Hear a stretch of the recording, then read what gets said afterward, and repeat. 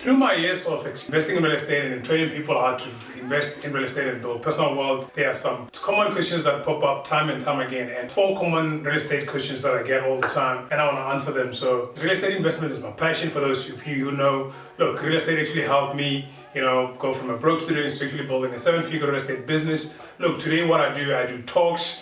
I give away free ebooks like the one you're going to be getting today by the end of this video, and I also weekly blogs. If you haven't subscribed to a blog post, you must be able to do that so you can get all the information packed to help you build personal wealth through real estate investment and by learning how to invest in real estate. Otherwise, I'm hoping by the end of this video I'm going to be answering the most common questions that I get asked all the time, that pop up everywhere I go when people ask me about real estate investment, and I want you to be able to focus, enjoy it, and I hope you benefit a lot from this video. Otherwise, let's get to it.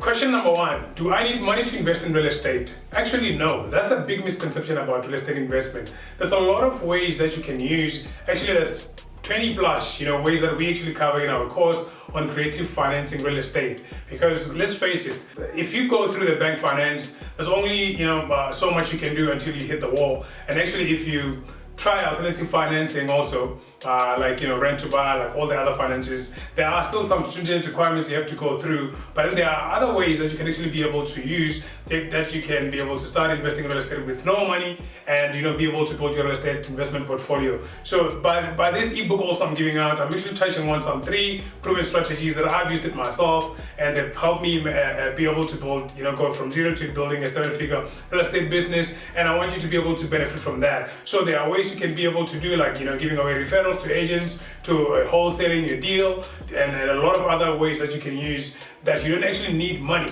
to start investing in real estate. So that question, to answer that questions, no, you don't need money in real estate investment. Okay. Second question that I get all the time is, what is an exit strategy? So let's put it like this. You're buying a property now. Are you buying it for renting it out? Or are you buying it for reselling? Are you buying it for wholesaling? Or what are you buying it for?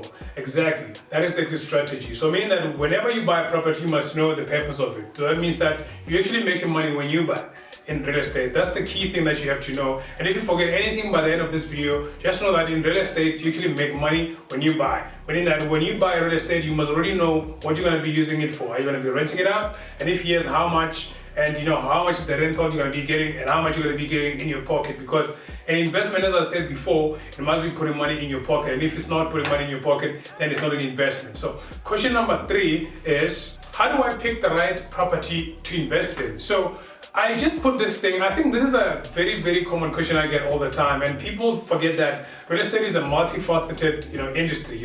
There's too many options, from apartment blocks to commercial buildings to industrial blocks to marine, whatever, to everything. There's a lot of options. It's a 5.8 trillion rand industry in South Africa actually currently. So that means that there's a lot of options, and that's where a lot of people get confused in to say, okay, so with this so many options in real estate, which one is the right property to pick, and how do I know that is the right property for me? So I just simplify this process by actually making sure that you can ask yourself these 5 simple questions, and then you can be able to decide if that's the right property for you to invest in, or you can, it's something that you should be passing and looking at the right property for you. Otherwise, let's quickly go through this question. So question number 1 you want to ask yourself is, am I familiar with the real estate industry?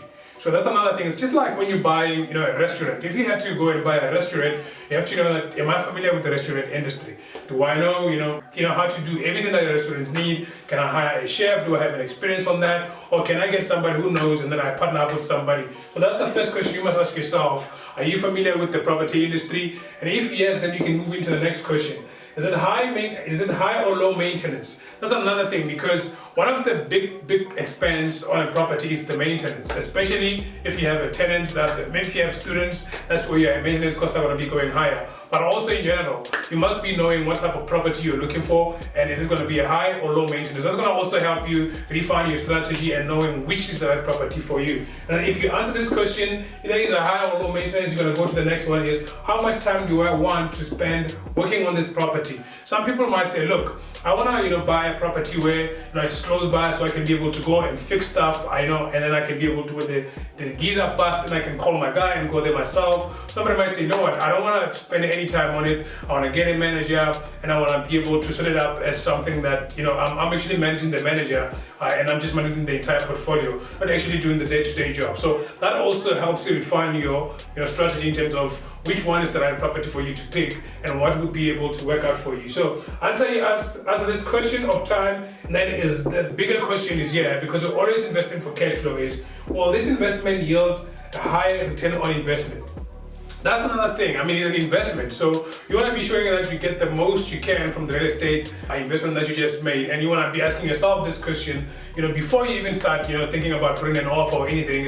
Is that, will it be making you money? Will it be making you a higher return on investment? And if the answer is yes, then you must, look into that, and I think that also helps you clarify what sort of investment you should be picking up. Last two questions are: how much money do I have to invest? That's another good question too, because now if you know how much money you have to invest, it's going to help you with your exit strategy. Because if you only have 30,000, you can only buy an apartment for 200,000, especially if you're using bank finance. But if you have 60,000 rand, then you might have and look at something that is 250,000 rand and using bank finance too. So let's just say you have 200,000 now. So what can you do? Maybe you can buy apartment blocks using institutional finance or all the other options that are available out there for you to be able to do. So how much money you have is actually going to determine what sort of investment you're going to be making when investing in real estate. So that's something that is very, very important. And last but not least is, what is the exit strategy? So this is the main thing here. As you can see, we keep getting back to the exit strategy. So all these questions about how do I pick the right property are just leading you to actually finding out what is your exit strategy. So if you ask yourself all these 5 questions, it's going to help you know how do you exit that investment property, either by buying to let, either by wholesaling, either by timing it and getting a buyer, somebody who you're going to partner up with, because that's what actually I did when I bought my first property. I got a partner with somebody else who had the money, and I got the deal, and we made a partnership there.